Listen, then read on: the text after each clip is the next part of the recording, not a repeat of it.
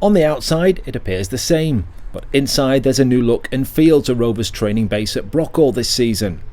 The senior training centre has undergone a summer facelift, designed to create an even better environment for the players to thrive and develop, amidst the backdrop of a fiercely competitive championship, one of the toughest leagues in the world, where the finest of margins matter.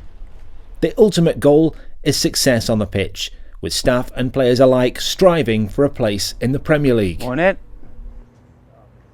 Obviously it's the best job in the world being a professional footballer. Obviously it helps coming into such a fantastic facility that we've got here. Last season we had a fantastic season, and we're hoping to be even better this year, and obviously striving to get into the playoffs. I like that one. The extra bits that we're doing around the training ground, that the club have done are amazing. New changing rooms. It's all all aid in our ability to be better, and everyone's just striving to be better this year. That from the players, the coaches, staff, and everyone around the building just wants to be better and achieve something for this great football club. Marginal gains in this league are massive, and hopefully we can bring all the little things that we're doing around the training ground together and have a really fantastic season.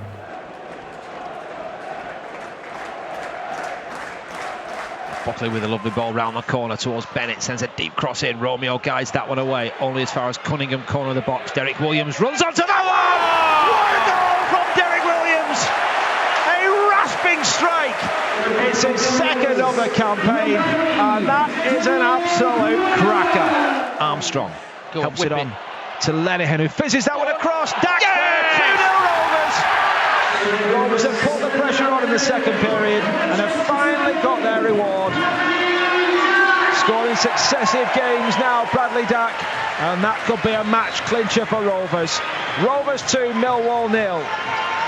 I talked a lot from day one of coming about values of integrity and honesty and humility, and all those values will always encapsulate what we have to do here and how hard we all work, but finding ways to improve. You have to move with the times, otherwise there's advantages to be gained. You talked about the marginal gains, and I think there's definitely a bit of marginal gains about how does your team become better, especially if you're not changing 10 players every season. It's just wanting to create the environment, really. So there's TVs in the players' lounges up the stairs, there's TVs in the dining areas, there's TVs in the physio's room, there's TVs in the gym, and they'll all have a loop of the best bits and the best clips and the bits with coach paint on, which is basically circling and highlighting players and showing where the pass should go and drawing lines on them, and then they'll just keep looping on for an hour or two a day, and they'll be able to see them. You're doing so well not to hit down either. I think if you're standing still, you're going backwards. Everybody's improving and trying to get better at everything they do, and the technology's here now.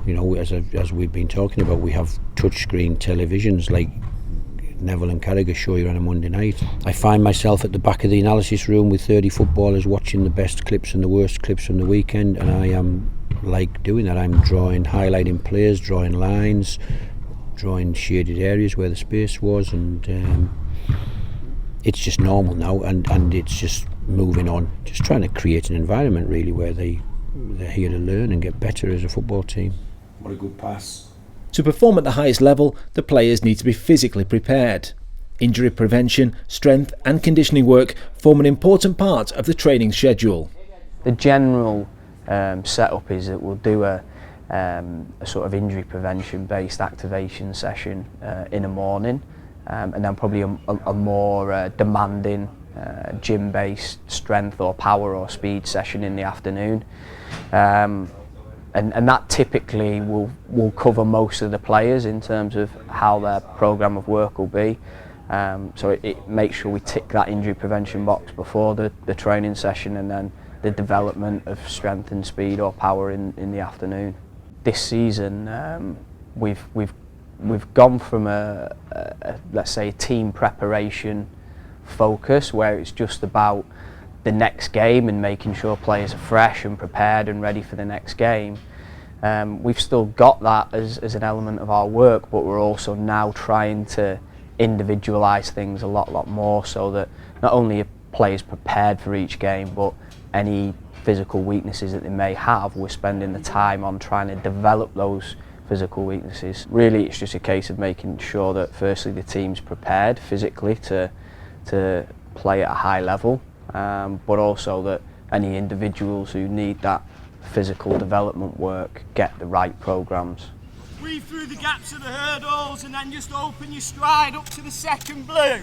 The physical side, of course, has a big part to play in keeping players durable. It obviously fits within a bigger structure of the team and the quality of the players and the tactics, but obviously it's got its own level of importance, and from a marginal gains point of view, obviously if you can keep, you know, your starting 11 or starting 15, whatever it'd be, fairly injury free for most of the season, you're going to have a much better chance than if you're chopping and changing because of injury all the time. The main focus of the day remains the tactical and technical work on the grass. But this season, technology has been introduced to take training to another level.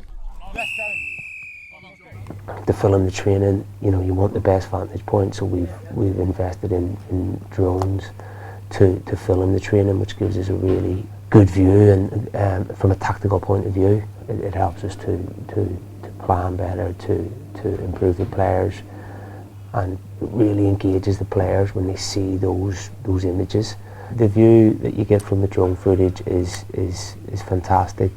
You know, it raises the intensity of the training, it raises the standard of the training, because they know that everything's being watched, and they like to see it, because they're a competitive group. They like to know that their team's doing well and that they're doing well in their position. So I think that we've really seen a really good engagement from the players, and the feedback's been really positive. So you know, hopefully, ultimately it's about improving the team, improving the individual, but getting results. So and hopefully the two go hand in hand.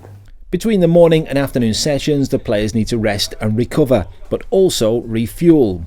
Nutrition and diet are important aspects in the life of any athlete, so it's key to make sure the right kinds of food are on the menu. We look at the training schedule and training load when they're playing, and we've got to make sure they get enough carbs, enough protein, enough micronutrients into them, and it's all got to be fresh, and we've just got to make sure they get everything that they need. It's massive. It's probably one of the most important elements for a footballer, for an athlete. If you're not fueling them right, you're not going to get the right out of them. It's got to be bang on now. It's very big now. Nutrition's a massive part of modern football. Just a little bit of rice, please, mate. Just a little bit of rice. And then, yeah, one of those chicken on top. Perfect, mate. Cheers. Right, top drawer, that does. All that sauce. Real sauce. Cheers, buddy. No problem. It's a fuel. That's what the fuel they sell with. They need the right nutrients and the right fuel inside them, take them through 90 minutes of a game. While some of the players will be back out on the grass after lunch or working on their individual strength programme in the gym, for others it's taking advantage of the impressive new facilities at the training ground with a technology-based coaching session. The club have invested into analysis booths to go alongside our existing analysis suite, which then gives us more opportunity to feed the footage back, or the game reviews back.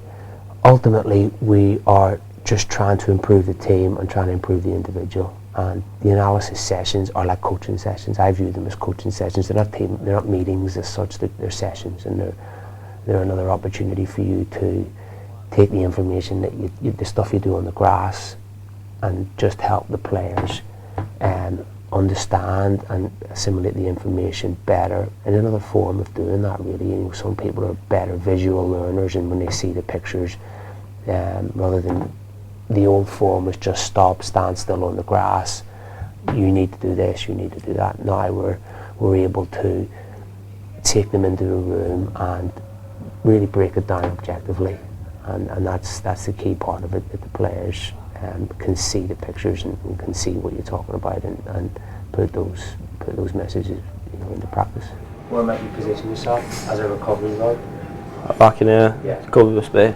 Yeah, cover the space. Yeah. You know, it's about the players ultimately fulfilling their potential. That we know that when we buy them in, or when they come in, they're not finished in terms of their development, and they can always improve. And ultimately, that's our job as coaches, is to improve them, and to recognise that when we get them, and when we buy them, and when we promote them from the under 23s, they still have lots of room to develop. And ultimately, it's the players have to have take ownership, have to take responsibility, but when they see that the technology's there, the facilities are here, the infrastructure's here, every little bit of advantage that you can get towards getting you the result on Saturday, you have to try and take, and it really is creating an environment of hopefully a really high performing team.